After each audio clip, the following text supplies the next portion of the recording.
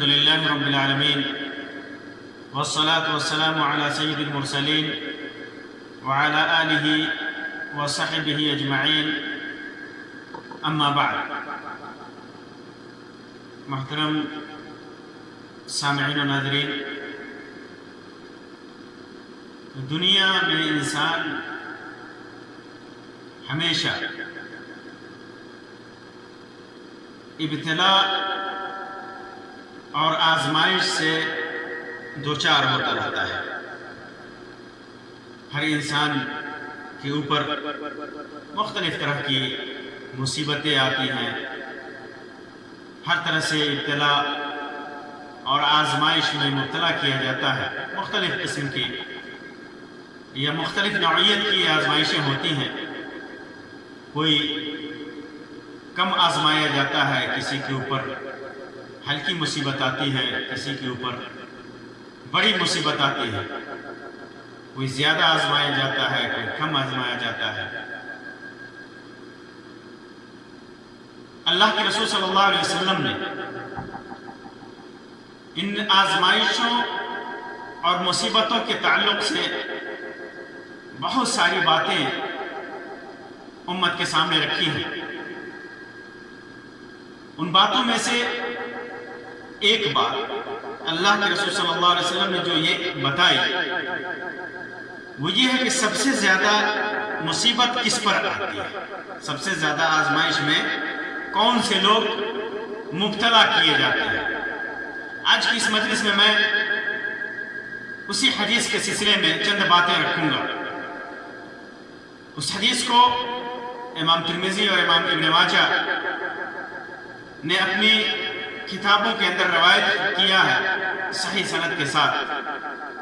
علامہ البانی رحمۃ اللہ علیہ نے اس روایت کو صحیح قرار دیا ہے، اس کی سند کو صحیح قرار دیا ہے.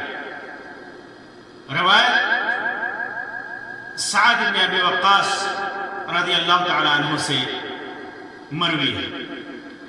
وہ فرماتے ہیں کہ میں نے کہا، میں نے عرض کیا اللہ کے رسول صلی اللہ علیہ وسلم سے، یا رسول اللہ ای الناس اشد بلاء، اے اللہ کے رسول صلی اللہ علیہ وسلم سب سے زیادہ مصیبت کس پر آتی ہے، سب سے زیادہ مصیبت کس پر آتی ہے، یا سب سے زیادہ سب سے سخت آزمائش میں کون ڈالا جاتا ہے، سب سے زیادہ آزمائش میں کون ڈالا جاتا ہے. تو اللہ کے رسول صلی اللہ علیہ وسلم نے ارشاد فرمایا الانبیاء، انبیاء کو سب سے زیادہ آزمایا جاتا ہے، سب سے زیادہ آزمائش میں انبیاء ڈالے جاتے ہیں، اللہ کے رسول ڈالے جاتے ہیں، اللہ کے بھیجے ہوئے پیغامبر ڈالے جاتے ہیں. سب سے زیادہ مصیبت، سب سے زیادہ آزمائش میں. ثم الامثل فالامثل، پھر جو ان کے بعد مرتبہ میں انبیاء دنیا کے سب سے عظیم ہستی ہوتے ہیں، سب سے بزرگ، برتر، نیک، متقی، پرہیزگار، اللہ کے سب سے زیادہ قریبی ہوتے ہیں. پھر اس کے بعد ان انبیاء کے بعد جو نیک، جو زیادہ، جتنا زیادہ نیک ہو، مرتبہ میں انبیاء کے بعد جو پڑھتے ہیں تمام نیک لوگ، الامثل فالامثل، مرتبہ میں جو ان کے بعد ہے. پھر اس کے بعد اللہ کے رسول صلی اللہ علیہ وسلم فرمایا فَيُبْتَلَى الرَّجُلُ عَلَى حَسَبِ دِينِهِ، بندے کی آزمائش اس کی دینداری کے مطابق ہوتی ہے، اس کے دین کے مطابق ہوتی ہے، اس کی دینداری کے مطابق ہوتی ہے. جو جتنا زیادہ دیندار ہے اتنی بڑی آزمائش میں ڈالا جاتا ہے. اگر بندہ فَإِنْ كَانَ فِي دِينِهِ صُلْبًا اشْتَدَّ بَلَاؤُهُ، دین میں اگر وہ سخت ہے تو اس کی مصیبت بھی سخت ہوتی ہے۔ دین میں جتنا مضبوط ہوگا، دین پر جتنا مضبوطی سے ڈٹا ہوگا، دین پر جتنی مضبوطی کے ساتھ وہ عمل کر رہا ہوگا، اتنی ہی زیادہ مصیبت اور سخت مصیبت، سخت آزمائش اس کے اوپر آئے گی۔ اور فَإِنْ كَانَ فِي دِينِهِ وَإِنْ كَانَ فِي دِينِهِ رِقَّةٌ ابتلی علی حسب دینہ، اگر دین میں نرم ہوتا ہے تو اس کے دین کے مطابق ہی، اس کی نرمی کے مطابق ہی اسے آزمایا جاتا ہے۔ فما یبرح البلاء بالعبد، پھر ایک اور چیز اللہ کے رسول صلی اللہ علیہ وسلم نے فرمائی کہ بندہ ہمیشہ مصیبت میں اور آزمائش میں مبتلا ہوتا ہے، ہمیشہ آزمائش اور مصیبت میں مبتلا ہوتا ہے، یہاں تک کہ حتی یترکہ یمشی علی الارض ما علیہ خطیہ، یہاں تک کہ بندہ روئے زمین پر اس حال میں چلتا ہے کہ اس پر کوئی گناہ نہیں ہوتا، جتنے بھی گناہ اس کے ہوتے ہیں وہ سارے کے سارے جھڑ جاتے ہیں۔ اس روایت کے اندر اللہ کے رسول صلی اللہ علیہ وسلم نے کئی باتیں بیان کی ہیں۔ سب سے پہلی بات جو اللہ کے رسول صلی اللہ علیہ وسلم نے بیان فرمائی، اشد الناس بلاء الانبیاء، سب سے زیادہ آزمائش میں انبیاء مبتلا کیے جاتے ہیں، سب سے زیادہ پریشانیاں اور مبتلا اور مصائب انبیاء کو لاحق ہوتے ہیں۔ نبوت کی ابتلا، نبوت کی آزمائش یہ کم نہیں ہوتی، بہت بڑی ہوتی ہے۔ اللہ کے رسول صلی اللہ علیہ وسلم کے سلسلے میں آتا ہے کہ جب آپ غار حرا میں تھے اور جب آپ کو نبوت سے سرفراز کیا گیا تو اتنا زیادہ خوف زدہ ہو گئے، ڈر گئے کہ دل تھر تھر کانپتا تھا۔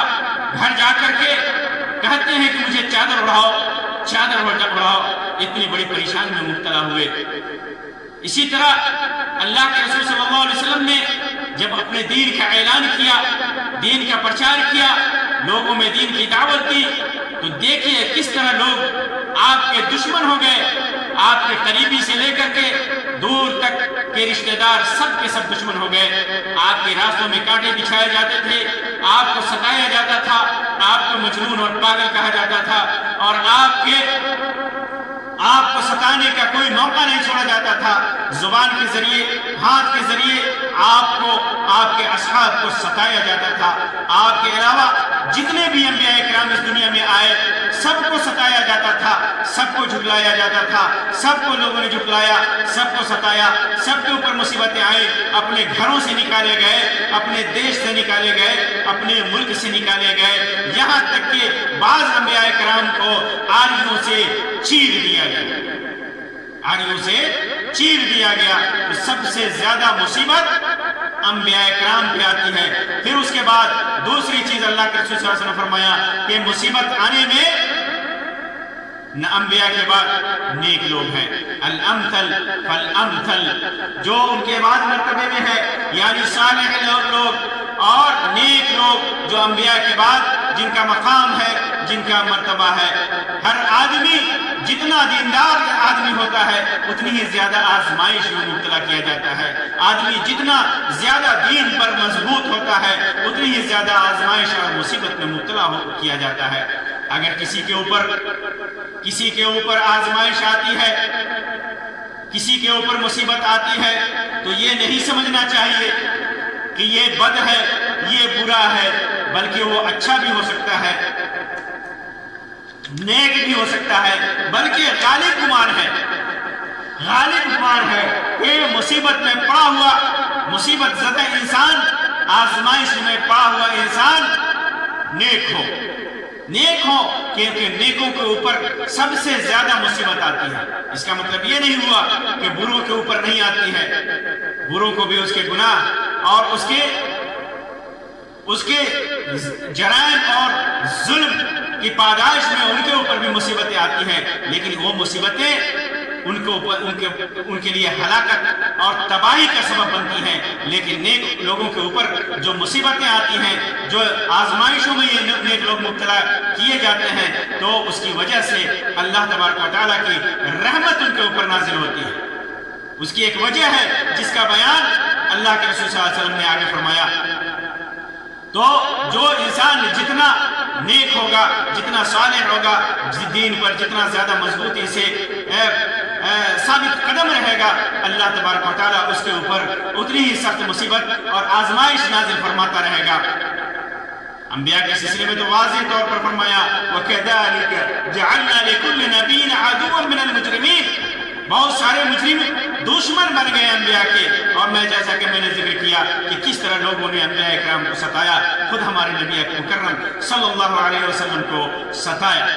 پھر اس کے بعد نیک لوگوں کے اوپر مصیبت آتی ہے، انہیں بھی لوگ ستاتے ہیں۔ جو جتنا زیادہ دیندار ہوتا ہے، اتنی ہی زیادہ آزمائش اور مصیبتوں سے دوچار ہوتا ہے۔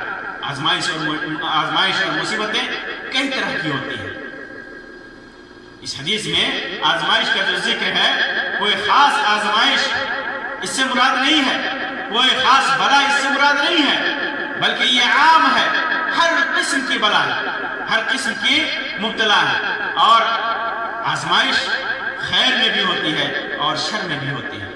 کبھی انسان جنگ میں مبتلا کیا جاتا ہے، فتنوں میں مبتلا کیا جاتا ہے، بیماریوں میں مبتلا کیا جاتا ہے، بھوکمری میں مبتلا کیا جاتا ہے۔ انسان تکلیفوں میں، بیماریوں میں، تکلیفوں میں مبتلا کیا جاتا ہے۔ مصیبتوں میں آدمی کے اوپر مصیبتیں برائی کی شکل میں آتی ہیں، اور جب آدمی خوش و خرم ہو اس وقت بھی مبتلا کیا جاتا ہے۔ اللہ تبارک و تعالیٰ نے فرمایا وَنَبْلُوكُمْ بالخیر بالشر والخیر فتنة وإلینا ترجعون۔ ہم تمہیں برائی اور بھلائی سے آزمانے کے لیے جانچتے ہیں۔ کبھی اللہ تبارک و تعالیٰ بھلائی بھی دیتا ہے، اچھائی بھی دیتا ہے، نعمتیں بھی دیتا ہے، خوشحالی بھی دیتا ہے، امن اور اطمینان بھی دیتا ہے۔ اس میں بھی آزماتا ہے، اس میں بھی آزماتا ہے کہ بندہ کتنا شکر ادا کرتا ہے۔ بندہ صحت دیتا ہے، آدمی صحت دیتا ہے، مالداری دیتا ہے، حلال کمائی دیتا ہے، ہدایت دیتا ہے، اور دیکھتا ہے کہ انسان کتنا شکر ادا کرتا ہے۔ اللہ تعالیٰ فرماتا ہے الذی خلق الموت والحیاة لیبلوکم ایکم احسن عملا وہو العزیز الغفور۔ اللہ تبارک و تعالیٰ نے موت بھی پیدا کیا، زندگی بھی بنائی، موت بھی دیا، زندگی بھی دیا۔ کیوں؟ لیبلوکم ایکم احسن عملا، تاکہ تمہیں آزمائے کہ تم میں سے عمل کے اعتبار سے کون زیادہ اچھا ہے، کون نیک عمل کرتا ہے، کون زیادہ عمل کرتا ہے۔ اسی وجہ سے اللہ تبارک و تعالیٰ نے اچھائی اور بھلائی میں بھی، اچھائی اور بھلائی کو بھی فتنہ قرار دیا ہے۔ انما فرماتا ہے انما اموالکم و اولادکم فتنہ واللہ عنده اجر عظیم۔ تمہارے مال اور اولاد تمہارے لیے محض آزمائش ہے، آزمائش ہے، اور اللہ تعالیٰ کے پاس تو بڑا اجر ہے۔ تو انسان اپنے دین میں بھی آزمایا جاتا ہے، خوشحالی دے کر آزمایا جاتا ہے۔ تو انسان ہر طرح سے آزمایا جاتا ہے، مصیبت کے ذریعے بھی، پریشانی کے ذریعے بھی، اور مصیبت کے ذریعے بھی، پریشانی کے ذریعے بھی آزمایا جاتا ہے، مصیبتوں میں مبتلا کیا جاتا ہے۔ اللہ کے رسول صلی اللہ علیہ وسلم نے ارشاد فرمایا، ایک موقع سے ارشاد فرمایا کہ مومن کا معاملہ بھی عجیب ہے، مومن کا معاملہ بھی عجیب ہے۔ اگر اسے مصیبت پہنچتی ہے تو اس پر صبر کرتا ہے، اور یہ چیز اس کے لیے بھلائی کا عجبا لامر المومن، مومن کا معاملہ بھی عجیب ہے۔ ان امرہ کلہ لہو خیر، اس کا تمام معاملہ بھی بھلائی کا ہے۔ ان اصابتہ ضرہ صبر، اگر اسے مصیبت پہنچتی ہے، تکلیف پہنچتی ہے تو صبر کرتا ہے، فکان خیر اللہ، تو اسے صبر کا بدلہ ملتا ہے، صبر کا بے حساب اجر اسے ملتا ہے۔ وَإِنْ أَصَابَتْهُ سَرًّا، اور خوشحالی ملتی ہے، نعمتیں ملتی ہیں تو شکر، ایسی حالت میں وہ اللہ کا شکر ادا کرتا ہے، فَكَانَ خَيْرًا لَهُ، تو یہ بھی اس کے لیے اچھا ہوتا ہے۔ وَلَيْسَ ذَلِكَ لِأَحَدٍ إِلَّا لِلْمُؤْمِنِ، اور یہ صرف مومن کو حاصل ہوتا ہے۔ یہ خیر دونوں حالتوں میں، برائی میں بھی، اچھائی میں بھی، مصیبت میں بھی، خوشحالی میں بھی، پریشانی میں بھی، آسانی میں بھی، یہ صرف مومن کو بھلائی نصیب ہوتی ہے، اچھائی نصیب ہوتی ہے۔ دونوں حالتوں میں انسان ثواب کا مستحق ہوتا ہے، مومن ثواب کا مستحق ہوتا ہے، ثواب کا مستحق ہوتا ہے۔ تو یہ مومن کے لیے ہے، یہ مومن کے لیے ہے، مومن۔ پھر اس کے بعد اللہ کے رسول صلی اللہ علیہ وسلم نے فرمایا کہ انسان اپنے دین کے حساب سے، دین پر جتنا مضبوط ہوتا ہے اسی حساب سے اس کی آزمائش ہوتی ہے، پھر وہ زندگی گزارتا ہے، وہ زندگی گزارتا ہے، اور زندگی گزارتے ہوئے اس کے اوپر مصیبت آتی ہے، اور اتنی آتی ہے کہ اس کے جتنے بھی گناہ ہوتے ہیں، ان مصیبتوں کی وجہ سے، آزمائشوں کی وجہ سے، وہ سارے گناہ معاف ہو جاتے ہیں، اس کا کوئی گناہ باقی نہیں رہتا، کوئی گناہ باقی نہیں رہتا۔ انسان نے گناہ کیا، انسان نے گناہ کیا، گناہ کرنے کے بعد اس کے اوپر فقر و فقہ ہوا، کسی کی موت ہو گئی، کسی قریبی کی، آل اولاد میں کسی کی موت ہو گئی، بیماری سے لاحق ہوا، بیماری میں لاحق ہوا، وباؤں کا شکار ہوا، دریا میں ڈوب کر مرا، دیوار میں دب کر مرا، کوئی بھی پریشانی آئے، اس کے گناہ اس سے مٹتے رہتے ہیں، گناہ مٹتے رہتے ہیں۔ اور جب نیک ہے، بڑے گناہ کرتا ہے، کبائر گناہ، تو توبہ کرتا ہے، توبہ کے ساتھ اس کے نیک اعمال اس کی گناہوں کے لیے کفارہ بنتے ہیں۔ واضح رہے کہ بڑے گناہوں کے لیے توبہ ضروری ہے، چھوٹے گناہ ہیں، یہ چھوٹے گناہ ہیں جو انسان سے ختم ہوتے رہتے ہیں، نیک اعمال کی بنیاد پر، مصائب کی بنیاد پر، پریشانیوں کی بنیاد پر، آزمائشوں کی بنیاد پر۔ تو یہ مصائب، یہ پریشانیاں انسان کے لیے، ایک مومن کے لیے، گناہوں کے لیے کفارہ ہیں، گناہوں کو مٹا دیتے ہیں، تمام کے تمام گناہ اس کے مٹ جاتے ہیں۔ تو اللہ کے رسول صلی اللہ علیہ وسلم نے اس حدیث میں ہمیں یہ تعلیم دی کہ پریشانیوں سے گھبرانا نہیں چاہیے، نیکیوں سے بھاگنا نہیں چاہیے۔ آج معاشرے میں ہم دیکھتے ہیں بہت سارے لوگ آپ کو ملیں گے، بہت سارے لوگ ملیں گے جو اس قسم کا کفریہ عقیدہ رکھتے ہیں کہ وہ نیکی کرتے ہیں تو پریشانی میں مبتلا، نیکی کرتے ہیں تو پریشانی میں مبتلا ہوتے ہیں، اور برائی کرتے ہیں تو ان کے اوپر خوشحالی نازل ہوتی ہے۔ یہ خوشحالی ان کو ان کے عمل کی وجہ سے نہیں ہے، اللہ تبارک و تعالیٰ انہیں مہلت دیتا ہے، انہیں مہلت دیتا ہے، آزمائش میں مبتلا کرتا ہے۔ اگر وہ ان برائیوں پر قائم رہتے ہیں تو پھر ان کا ٹھکانہ کہاں ہوگا؟ وہی ہوگا جہاں کفار اور مشرکین کا ہوتا ہے۔ ان کا ٹھکانہ، ان کا حشر کیسے ہوگا؟ قرآن و حدیث میں اس کی وضاحت موجود ہے۔ ان کا انجام نہایت بھیانک اور برا ہوگا۔ اور جو آدمی یہ سمجھتا ہے کہ نیکی کرتا ہے تو مصیبت آتی ہے، اور یہ نیکی کرنا، بھلائی کرنا مصیبت کی جڑ ہے، تو وہ غلط ہے۔ یہ مصیبت اور یہ پریشانیاں تو انبیاء کرام پر سب سے زیادہ آتی ہیں، صلحاء پر سب سے زیادہ آتی ہیں۔ بہت سارے لوگ کہتے ہیں نا، جس کی روح آسانی سے نکل گئی وہ نیک ہے، اور جو سختی میں مبتلا ہوا وہ برا ہے۔ اللہ کے رسول صلی اللہ علیہ وسلم وفات کے وقت کتنی تکلیفوں میں تھے، کتنی تکلیفوں میں تھے، ان کو پانی کا چھڑکاؤ کیا جاتا تھا۔ فاطمہ رضی اللہ تعالی عنہ نے اپنے باپ نبی مکرم صلی اللہ علیہ وسلم کی تکلیف کو دیکھ کے کہا تھا، ہائے میرے ابا کی تکلیف، تو اللہ کے رسول صلی اللہ علیہ وسلم نے کہا تھا کہ فاطمہ اس کے بعد تیرے ابا کو کوئی تکلیف نہیں ہوگی۔ تو تکلیف، پریشانیاں، مصیبتیں، انسان جتنا نیک ہوتا ہے اتنی زیادہ سختی کے ساتھ اس کے اوپر آتی ہیں۔ تو انسان کے اوپر مصیبت آنا، پریشانی آنا یہ اس کے برا ہونے کی دلیل نہیں ہے، وہ نیک بھی ہو سکتا ہے، بلکہ غالب امکان ہے۔ اور اگر انسان اچھا ہے تو آزمائش کے طور پر اللہ تبارک و تعالیٰ نے اس کے اوپر یہ مصیبت نازل کی ہے۔ اللہ تعالیٰ دیکھنا چاہتا ہے کہ وہ صبر اور شکر کرتا ہے یا نہیں، صبر کرتا ہے یا نہیں، وہ ثابت قدم رہتا ہے یا نہیں۔